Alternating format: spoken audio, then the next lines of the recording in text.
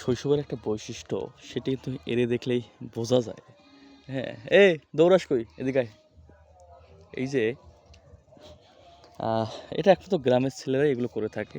বিশেষ করে ধান গাছের যে যখন ধান কোনটা বলতে পারবো না এখন, বলতে পারি না কাজ যেগুলো। তো যেটি বলছিলাম এই যে ধান যেগুলোতে এটা ধান নষ্ট হয়ে গেছে মূলত আগেই বের হয়ে গেছে, যেটা অকাল পক্ষ হলে যেটা হয় সেটি হচ্ছে এই ধান ক্ষেতটা। তো গ্রামের যে বৈশিষ্ট্যের কথা বললাম, আরেকবার দেখা তো কী করলা তুমি?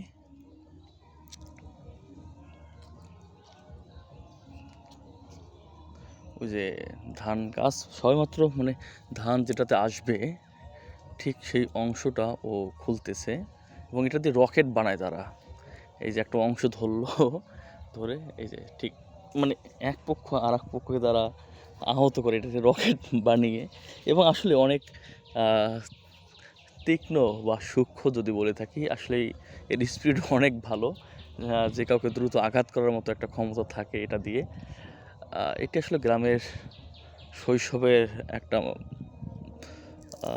মজার খেলাও বলবো, যদিও এটা ক্ষতিকারক, কেননা হচ্ছে ধান নষ্ট হয়ে থাকে এটাতে। আর যেহেতু এটা আসলে পরিত্যক্ত, তো যার কারণে হচ্ছে এগুলো দিয়েই সে এটা করলো, আসলে ঠিক না। তো এটা অনেকেই করে থাকে। তো এই ছিল একটা তুলে ধরার